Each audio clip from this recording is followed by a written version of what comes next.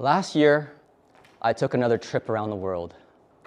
I tried to get, again, as far away from the office as possible. I traded the fluorescent lights of the office, my 8 monitors, to hang out in Mother Africa. Little did I know that last year would be the most transformative year of my life. I had many epiphanies along the way, which I can't wait to share with you all. But today, I'm going to share with you my biggest discovery. I actually had 2 discoveries. I discovered mental fortitude as well, but I also discovered how to get into the best shape of my life. No, I didn't discover a fad diet. I didn't hire a personal trainer. It was an earth-shattering, groundbreaking, just 10 minutes a day. The story of how I discovered this begins in a small country in Africa and ends in an Amsterdam airport. I'm going to take you along my journey that's 1 part international adventure and 1 part fitness revolution. Afterwards, we'll talk about why I failed to be in such good shape before and why I believe 2 key principles at this time is responsible for getting me into the best shape of my life.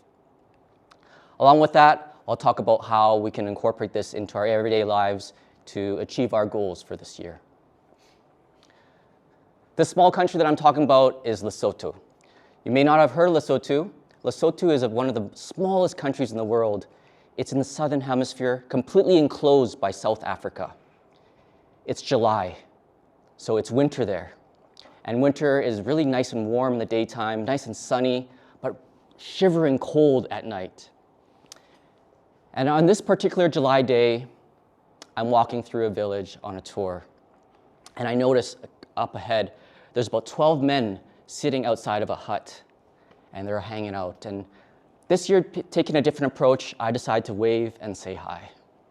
And they're sitting around, much like you're sitting around here today. And I end up being right in the center. I say, hello, I'm David from Canada. And pretty quickly, I notice really warm smiles on their faces. And I also notice everyone is drinking something. Next thing you know, in my hand is a cup of homemade brew. Now, I don't drink anymore, but a bit of politeness and curiosity, I had to have a taste. Let me tell you, this brew was warm and so sour, it can make a lemon wince. It was not that nice. I'll stick to sparkling water. But noticing the smiles on everyone's faces, I say, hey, what's the joyous occasion? What are you guys celebrating? And one of them speaks up, actually, our friend just passed away. We just had a funeral. Ooh, that was awkward. And me, I apologize, but in the middle of the awkwardness, I'm saved because someone brings out a big pan of goat innards right in the middle. Goat innards, everyone starts reaching in to grab some of this goat innards, and I know what's going to happen next. They're going to invite me to have some.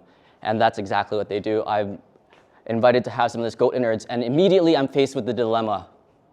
Do I say yes, or do I say no because I'm questioning the cleanliness? Maybe there's parasites or something like that.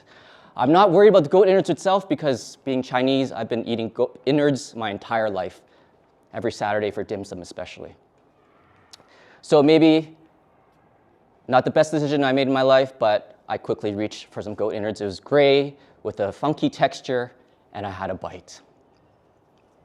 It wasn't so bad. It just tasted just like tripe with a bit of a goat mix to it. If you ever had dim sum, you can have tripe there anytime. Pretty soon later, I'm back in my room. Because Lesotho is also known as the Kingdom in the Sky. It's a very mountainous region. I'm staying at a lodge that's overlooking a valley full of green trees. I have a nice window. And it's about 30 minutes before dinner time. I'm not hungry. Maybe it's from the goat innards I had a few hours ago. But that's when I realized I should do something with this half an hour. What can I do? And I decide that maybe I can just have a quick workout. And that's when I decide right then and there that I'm going to do 100 burpees. I used to do CrossFit about a decade ago, and the last time I did anything close to that was 10 years ago. But I dropped down right then and there, and I did 100 burpees. If you don't know what a burpee is, it's this. 100 of these.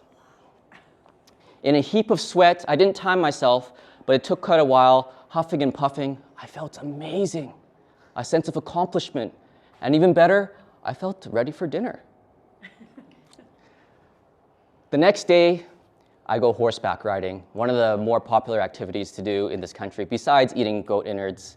And I found myself in the same situation before dinner, and I dropped down, 10 minutes, another 100 burpees. After that, I tell myself, I can do this. Let's get a 7-day streak going.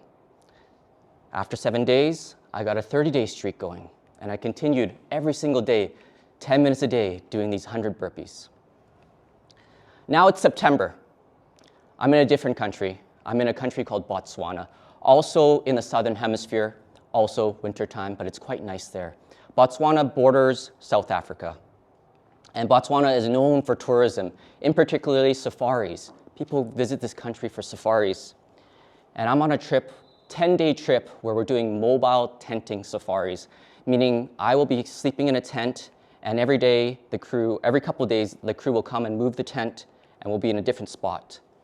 There was no better way to be fully submersed in nature with wild animals everywhere. I'm talking about lions, elephants, and at night, you could hear hyenas, hippos. It was such a wonderful experience. But because I was in the middle of the jungle, and because there's lions and wild animals everywhere, I asked my guide, William. I'm like, William, can I go for a walk or can I go for a jog? And this man was the most sarcastic man I ever met. He says to me, sure, you can go for a jog. It'll be your last jog, but go for a jog. Thankfully, I had my 100 burpees a day. So every day in front of my tent for 10 minutes a day, I did my 100 burpees. Now fast forward to just the other day, I'm coming home. I'm leaving from Cape Town, South Africa. I have a 24-hour journey ahead of me. The flight's at midnight, so I reach to the airport lounge at around 11 o'clock. And I'm sitting there waiting for boarding, and all of a sudden, my stomach starts hurting. I recognize this pain. I'm about to have an uninvited travel companion food poisoning. I felt awful sitting in the lounge. As a grown man, I'm sitting in the lounge groaning. Somehow I make it to the plane, I make it to boarding, and I ask for an extra blanket because all of a sudden I start feeling chills. It's a mystery to me how they even let me onto the plane. But I slept, and I slept it off. About 9 hours later, I was flying over somewhere in Europe, and about 13 hours since this ordeal started, I'm landing in the Amsterdam airport. I feel decent. Back from the brink of disaster, I have 3 hours layover, and all I could think about is, well, now it's time to do my burpees. So in the middle of the busy airport, I try to find a relatively quiet corner. I'm wearing pants, a shirt, and I drop down, and for 10 minutes, I do 100 burpees. Of course, people are walking by, looking at me, but I pay no attention at all. What I'm most worried about is actually airport security stopping me and interrupting me. But thankfully, that doesn't happen. I finish the 10 minutes of burpees in a sweat. I grab my things, and I'm walking to try to find somewhere where I can take a shower. And that's when I realized I evolved. Because at that point, I was more worried about men in uniform than lions in Botswana. I knew that my travels would take me to unexpected places this year, but little did I know they would end up in burpees in Amsterdam. Now, why wasn't I able to get into shape before? I've been fairly active. I like to ski. Like I said, I used to do CrossFit a decade ago. I attribute it all to workout perfectionism, meaning a lot of times I would be able to find excuses not to make it to the gym. I would have to get clothes. I would have to make sure I'd commute there. I have time to get to the gym, work out. Maybe the whole thing takes 2 hours. Sometimes you don't have 2 hours. Or maybe I have a workout and I'm sore. Well, I can't go to the gym then, so then I miss a workout, and the next thing you know, I miss a second workout. Next thing you know, I missed a whole week of workouts. So it was workout perfectionism that was stopping me from getting into the best shape of my life before. So what was different this time? The two key principles I believe is different this time is consistency and moderation. Consistency, Well, from the goat innards day till now, I did my burpees this morning, I've been burpeeing my way through life. It's been exactly 215 days, and I'm going to do the burpees again tomorrow. I've made doing burpees as consistent as I am brushing my teeth, and we all brush our teeth every day, right? The other one is moderation. It's just 10 minutes. It's a lot harder to find excuses for 10 minutes than a 2-hour ordeal to the gym.